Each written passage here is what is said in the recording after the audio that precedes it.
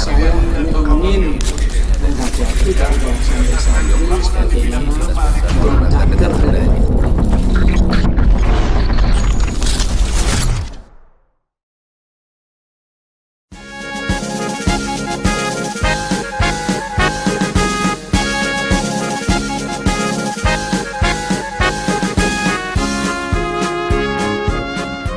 Persatuan Ahli Farmasi Indonesia atau PAFI mengadakan kegiatan Rapat Kerja Nasional dan Seminar Nasional ketiga yang diadakan di Planet Holiday Hotel Batam.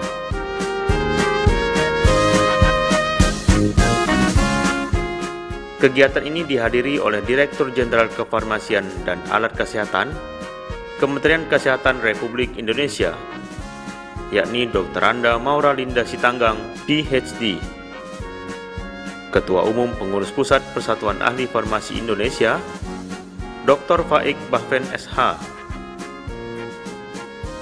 Ketua Umum Pengurus Pusat Ikatan Apoteker Indonesia, Dr. Andes Nurul Falah Edi Pariangan APT,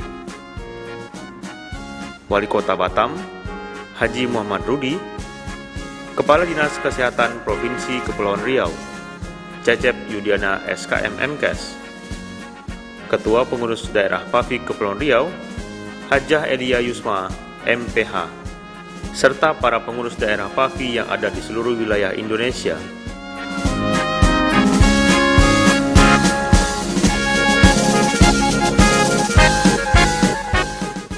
Rapat kerja nasional ini bertujuan untuk meningkatkan program kerja, baik itu pengurus pusat maupun pengurus cabang daerah seluruh Indonesia, serta untuk membantu pemerintah dan berpartisipasi untuk meningkatkan pelayanan kesehatan.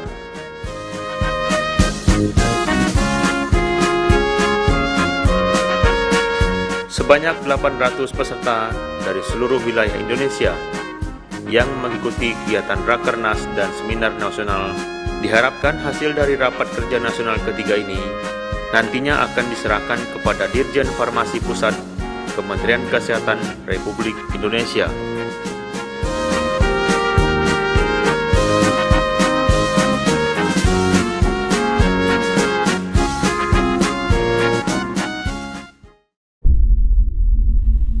Dengan komitmen saya ngomongin menghadapi kalau bahasa Inggris bagaimana mencatat budaya.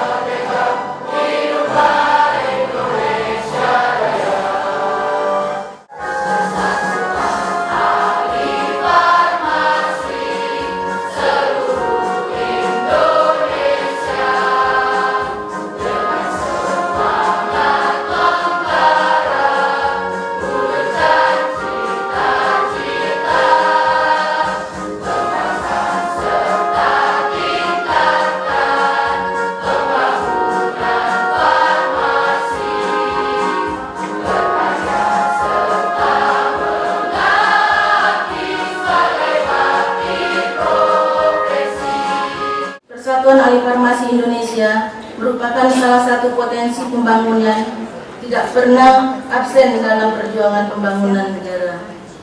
Sebagai salah satu potensi pembangunan, sesuai dengan fungsinya, Persatuan Ahli Farmasi Indonesia di samping tugas sehari-hari tetap ikut serta pula aktif mengembangkan farmasi Indonesia serta mempertinggi taraf kesehatan umumnya, khususnya di bidang kesehatan dan kefarmasian.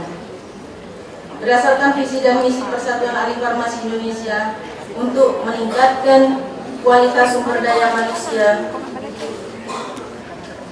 anggota FAPI perlu dilakukan revitalisasi seirama dengan arus globalisasi, meningkatkan ilmu dan teknologi.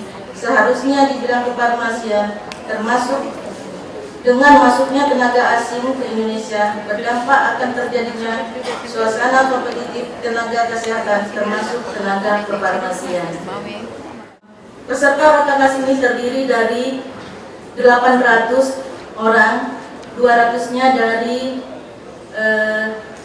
peserta Rakernas, sedangkan 600-nya peserta seminar yang juga didomisili dari sekolah menengah farmasi yang ada di Provinsi Kepri, sekitar 200 siswa dan mahasiswa. Uniknya organisasi PAFI yang dulunya lulusan sekolah asisten apoteker, kemudian berubah menjadi sekolah menengah farmasi, kemudian berubah menjadi program diploma 3, menjadi ahli media farmasi. Ada juga ahli analis farmasi dan makanan. Di samping itu juga ada SMK Farmasi. Banyak dari anggota kami lulusan itu tadi, Pak Nurul, banyak sudah yang menjadi apoteker, bahkan guru besar di bidang farmasi, tetapi dasarnya asisten apoteker atau D3 farmasi tetap masih mencintai PAFI dan tetap aktif di PAFI.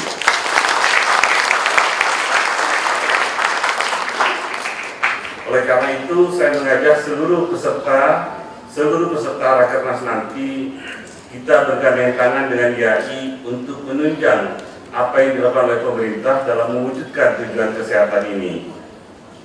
Terima kasih kepada pengurus daerah PAFI di Kepri, Pak Wali Kota, Pak Gubernur, Pak Kepala Dinas. Dia telah berupaya semaksimal mungkin dari seluruh daerah minta berebut untuk mengadakan Rakernas ini. Ternyata Kepri yang siap, betul-betul luar biasa. Terima kasih keluarga dan kawan-kawan, seluruh mahasiswa dan siswa dari SMK Farmasi ini. Generasi pertama titip, generasi kedua apoteker tatap. Tiada apoteker, tiada pelayanan. Tatap ini rupanya dalam perjalanannya hanya teori saja dan hanya fantasi saja. Nyatanya tidak ada apoteker, apotek tetap buka, obat-obat keras, obat-obat antibiotik, semua dijual. Kecuali barangkali yang apoteker masih takut adalah menjual prekursor, menjual psikotropik, dan menjual narkotik, dan juga obat-obat tertentu. Tatap hanya wacana, dan masih wacana sampai hari ini, sehingga muncul ide supaya tatap betul-betul terjadi. Kita mengusulkan supaya setiap pendirian apotek di masa depan itu obat kerasnya ikut dikunci, seperti hanya psikotropik narkotik, meskipun tidak pintunya harus 2, sehingga kalau apotekernya sholat saja atau istirahat makan, itu obat kerasnya dikunci sehingga tidak terjadi pelayanan obat keras tanpa resep dokter. Wacana ini baru belum selesai, banyak juga teman-teman apoteker ini sudah tidak sabar. Yang penting apoteker ya harus berkolaborasi dengan asisten apoteker, dengan diploma farmasi untuk berkolaborasi melayani masyarakat. Kemudian kita PPAI sudah membuat surat resmi kepada Menteri Kesehatan, Sekju Dirjen Farmasi dan Alat Kesehatan, supaya generasinya menjadi generasi yang ketiga, yaitu tadi titip, tatap, sekarang tutup. Tidak ada apoteker, tidak ada pelayanan. Ya. Nah, jadi ini yang sudah diusulkan para pemerintah. Jika nanti pemerintah mau menyikapi seperti apa, kita persilahkan kepada pemerintah. Saya sudah merencanakan untuk perubahan setiap tahunnya Bapak Ibu. Hari ini Bapak Ibu datang, kalau tak percaya 2019 atau 2020 Bapak Ibu datang, Nagoya ini sudah akan berubah wajah Bapak Ibu sekalian. Karena perencanaan sudah selesai, tinggal tiap tahun saya membangun, mudah-mudahan akhir jabatan saya betul-betul saya bisa menyerahkan siapapun pengganti saya, ini sudah saya tanamkan sehingga nanti bisa dilanjutkan. Salah satunya bukan fisik aja Bapak Ibu, saya setiap tahunnya menyekolahkan 60 anak-anak yang lulus di 5 perguruan tinggi mulai dari tahun ini Bapak Ibu, yang masuk ke UI jurusan apa saja, masuk ke UGM, masuk ITB, masuk ke IPB dan UNPAD. Kita sudah sign kontrak dengan perguruan tinggi ini, mudah-mudahan kalau 1 tahun saya bisa 60, 5 tahun saya sudah bisa dapat 300-an anak-anak yang lulus terbaik dari Batam tanpa tes perguruan tinggi. Saya yakin kalau dia sudah pintar, tes perguruan negeri, insya Allah lulus Bapak Ibu sekalian. Tak usah kita pusing-pusing. Maka saya berani menjamin sehingga nanti saya telah menambah fondasi ini supaya siapapun yang mengganti, Batam akan jaya dan kita bangga menjadi orang Indonesia Bapak Ibu sekalian. Selain itu, penyelenggaraan upaya kesehatan harus dilakukan oleh tenaga kesehatan yang bertanggung jawab, yang memiliki etik dan moral yang tinggi, keahlian dan kewenangan. Keahlian dan kewenangan harus ditingkatkan melalui pendidikan dan pelatihan berkelanjutan, sertifikasi, registrasi, perizinan, serta pembinaan, pengawasan, dan pemantauan agar penyelenggaraan upaya kesehatan memenuhi rasa keadilan dan kemanusiaan, serta sesuai dengan perkembangan ilmu pengetahuan dan teknologi kesehatan. Baik, kita harus terus menindaklanjuti ini. Nah, tolong Pak Wahid, Pak Ketua KMM juga kita garap ini sehingga nanti bagaimana peningkatan keahlian ini bisa dilakukan. Jadi tolong bahwa undang-undang dilihat bukan sebagai membuat sedih, tetapi justru meningkatkan kompetensi dan menambah semangat kita untuk mengejar ilmu kesehatan. Hadirin yang berbahagia, di era 2014 sampai 2019, Presiden Republik Indonesia menggagas gerakan revolusi mental dan menetapkan 9 agenda prioritas yang disebut Nawacita. Dengan demikian, kejelasan peran dari tenaga kesehatan dan asisten tenaga kesehatan tidak menimbulkan kerisauan dari masing-masing anggota. Saya berharap sambil menunggu Permenkes tentang asisten tenaga kesehatan, Rakernas ini dapat menghasilkan pokok-pokok pikiran yang konkret dengan telah dikeluarkannya Permenkes 41 tahun 2016, yaitu percepatan peningkatan kualifikasi pendidikan kesehatan yang mengatur tentang rekognisi pembelajaran lampau. Hendaknya PAVI, APDFI, dan APMFI memberikan dukungan terlaksananya ketentuan tersebut. Hadirin yang berbahagia, kami ucapkan selamat kepada pengurus pusat PAVI serta panitia atas terselenggaranya acara ini. Semoga acara ini membawa manfaat yang sebesar-besarnya baik pengembangan profesi tenaga teknik kefarmasian dan juga pembangunan kesehatan kita pada umumnya.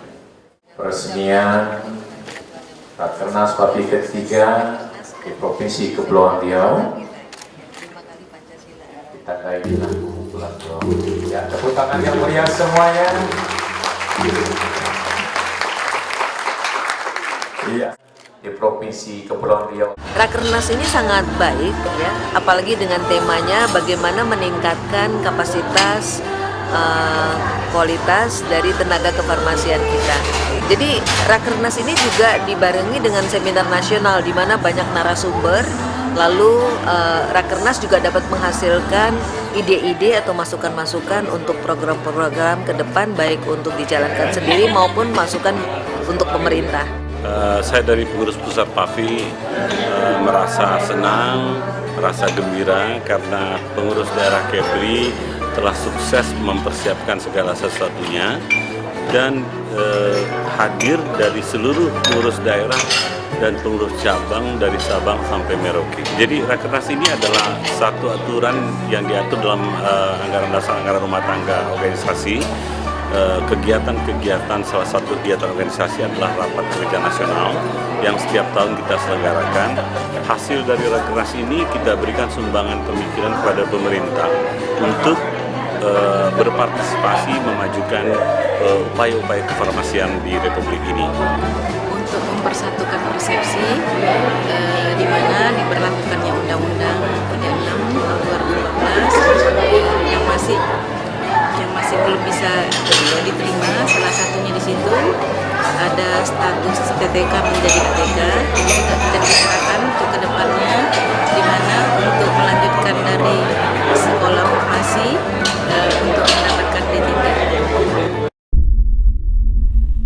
Dengan komitmen saya ingin menghadapi keadaan saya ini sebagai negara ini.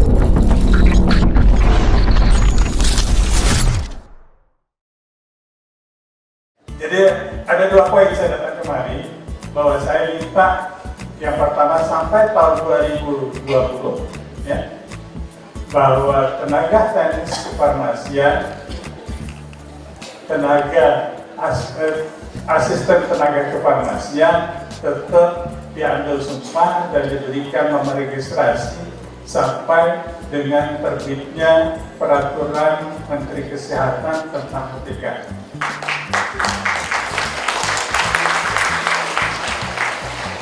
Yang kedua, kita akan formalkan lapor sumpah, karena sampai hari ini lapor sumpah tenaga teknis kefarmasian masih bersifat umum dan generik katanya. Nah, generik. Ya mau perawat, mau bidan, mau tenaga, sama semua ya. Nah, padahal kita bisa men-stressing tenaga teknis kefarmasian supaya seperti apa. Kami silakan Ibu. Tapi yang jelas tujuan dari pengaturan tenaga kesehatan untuk kali ini kita akan masukkan juga SP2 nanti di dalam Google PPDS, dan juga peningkatan kualitas pelayanan kesehatan rujukan serta percepatan pendidikan nakes yang berpendidikan belum D3 ini untuk diupayakan percepatannya. Program untuk percepatannya sebagian masuk di pusat peningkatan mutu dan juga sebagian ini yang banyak digarap oleh pusat pendidikan SDM kesehatan atau Pusdiknaker.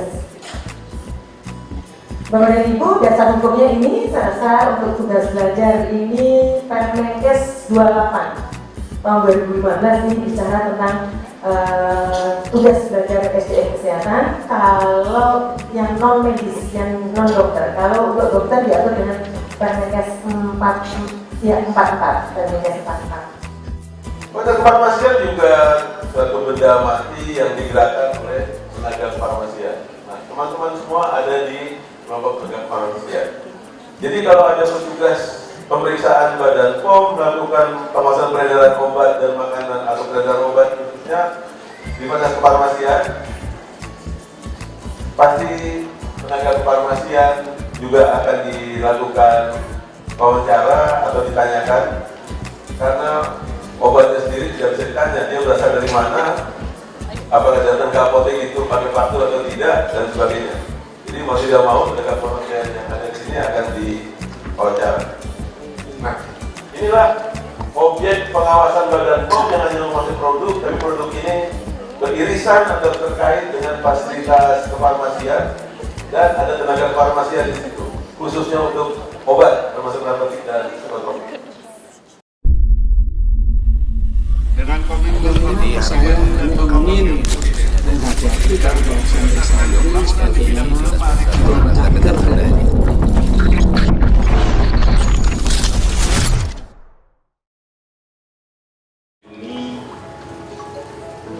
Yang telah berhasil jerih payahnya kepada teman sejawat. Selanjutnya di dalam pasal 21 dikatakan forum rapat organisasi PAFI di masing-masing lingkungan bertujuan untuk mengevaluasi pelaksanaan program kerja hasil Munas, Musda atau Musjab yang telah ditetapkan dan menetapkan kebijakan-kebijakan baru organisasi yang dikatakan di dalam rapat kerja nasional tadi diselenggarakan harusnya sekurang-kurangnya 2 kali dalam 1 periode kepengurusan, dan kita bersyukur pada Tuhan kita udah 3 kali. Bahkan Bu Mariani udah merancang keempat dan kelima. Kita berikan aplaus untuk Papi kita sendiri. Ada apoteker. Nah, untuk apoteker itu ada peraturan pemerintah yang mengatur naskah sumpahnya. Untuk dokter dan dokter gigi ada naskah sumpahnya di dalam peraturan pemerintah. Untuk tenaga kesehatan lainnya tidak ada naskah sumpahnya. Tidak ada penjelasan sumpah di hadapan siapa. Saya nggak tahu, waktu saya lulus SAA, ambil sumpah begitu saja oleh kepala dinas kesehatan dulu sebelum ada Kanwil, kepala dinas kesehatan dipanggil saja sama kepala sekolah, ambil sumpah di situ. Langsung seperti itu, begitu lulus langsung diambil sumpah, langsung begitu SIK-nya kita bisa minta ke Dirjen Farmasi pada waktu itu. Keluar SIK sementara 6 bulan, dulu kan begitu kan? Yeah. Itu kemudahan. Kenapa jadi kita mundur sekarang kan gitu kan? Nah, karena ternyata setelah kita cek peraturan perundang-undangan tidak jelas naskah sumpahnya apa, kita disamakan dengan tenaga-tenaga yang lain. Padahal farmasi punya karakteristik sendiri. Saya di rapat pleno KFN mengusulkan naskah sumpah tenaga teknis kefarmasian dan asisten tenaga kefarmasian kita unblock, ambil sumpah seperti apoteker, tetapi kita tujukan untuk tenaga teknis kefarmasian atau asisten tenaga kefarmasian yang mengambil sumpah. Kalau KFN untuk berapa sekolah begitu banyak, kita akan limpahkan kepada Kepala Dinas Kesehatan Provinsi atau Kepala Dinas Kesehatan Kabupaten supaya mempercepat, mempermudah proses itu, dan surat sumpahnya sekaligus diserahkan pada saat itu. Jadi rancangan Permenkesnya udah kita siapkan. Kalau tadi Pak Polwadi, Senin kita akan verbal menghadap Menteri untuk menyelesaikan kalau memang tidak ada perubahan. Tapi kalau ada masukan, silahkan berikan masukan kepada kami. Nanti saya bersama jajaran pengurus pusat akan mengusulkan, akan memperjuangkan apa yang kami utarakan tadi. Tanggal 22 sampai 24 itu pembuatan soal uji kompetensi itu di Jakarta. Terus lanjut masih di bulan Maret itu supervisi resertifikasi PD. Nah, ini kita lihat di bulan Maret aja ada sekitar 5 atau berapa kegiatan yang memakan waktu yang sangat banyak. Kemudian bulan April itu ada 4 kegiatan, diantaranya kita diundang oleh Badan POM, diundang oleh PPSDM dan seterusnya. Kemudian di bulan Mei itu ada kita pernah menghadiri Musda PD Sumatera Selatan, kemudian sosialisasi penggunaan obat-obat tertentu di Badan POM dan seterusnya. Terus di bulan Juni ada beberapa kegiatan juga, diantaranya menghadiri Rakernas APMRI. Kemudian tanggal 9 Juni merupakan kita Pak Ayi ini yang menghadiri jabatan fungsional dan seterusnya. Kemudian Agustus, nah perhatikan Bapak Ibu, di bulan Agustus kemarin kita benar-benar gak bisa nafas, itu undangan banyak sekali sehingga kita berbagi peran. Akhirnya kadang-kadang ya alhamdulillah teman-teman dosen kami di jurusan juga membantu untuk mewakili atas nama Papi, sehingga alhamdulillah Papi itu tidak pernah kosong kalau memenuhi undang-undangan dari pemerintah. Terus lanjut di bulan Agustus banyak, ada berapa. Lanjut bulan September, ini ke bawah lagi. Terus bulan September itu ada seminar nasional dan seterusnya. Kemudian di bulan Oktober itu juga kegiatan sosialisasi RPL, PPSDM juga jabatan fungsional. Kita kemarin diundang juga untuk ikut menyusun borang untuk program pendidikan D3 Farmasi. Tapi ada 2 orang. Februari sampai dengan Desember 2014 Ini sebetulnya pernah dilaporkan periode ini Februari sampai Desember 2014 pernah saya laporkan di Rakernas yang pertama, yaitu di Makassar. Tetapi tidak ada salahnya untuk mereview kembali karena juga ada beberapa anggota yang baru. Sebetulnya PAFI itu ketika menerima mandat sebagai pengurus, berapa sih kekayaan yang diberikan kepada pengurus periode ini? Jadi ya diwariskan ya. Jadi kekayaan yang diwariskan Bapak Ibu. Jadi ini adalah kami menerima warisan dari pengurus lama. Ini jumlahnya adalah 18.450.000. APMFI itu sudah punya jaringannya yang tinggal mereka perintahkan, itu tinggal meminta data nama anak-anak, nomor induknya dan segala macam, mereka sanggup. Kalau PAFI dibebankan seperti juga, itu PAFI pusat mungkin nggak akan sanggup. Contohnya sekarang yang sedang berlangsung itu adalah sertifikat kompetensi yang dicetak yang D3 itu oleh APDFI, itu sekarang kelihatannya sudah rapi, dan itu setiap sekolah itu, setiap akademi itu menyerahkan ke APDFI untuk dicetak satu persatu nama mahasiswanya. Mudah-mudahan apa yang telah kita hasilkan kita sepakati bersama, kita jalankan yang baik. Pengurus pusat saya katakan menerima kritikan untuk membangun secara konstruktif, bukan untuk merusak. Saya katakan sekali lagi, segala kritik apapun kita akan terima, tetapi membangun kebersamaan kita. Oke, selamat. Sukses. Ya, selamat kepada Pak Tua Barat. Tolong nanti piagam penghargaan. Senang dah. Nanti setelah sampai sukses.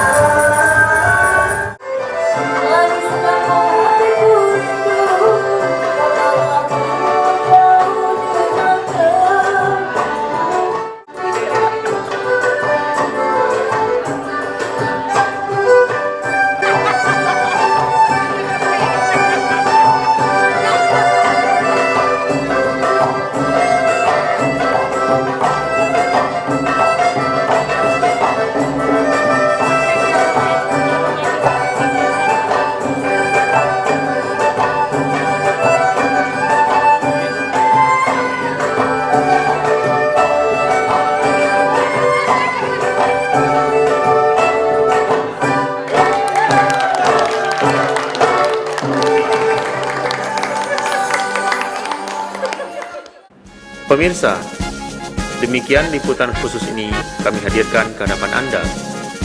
Semoga tayangan ini bermanfaat bagi kita semua.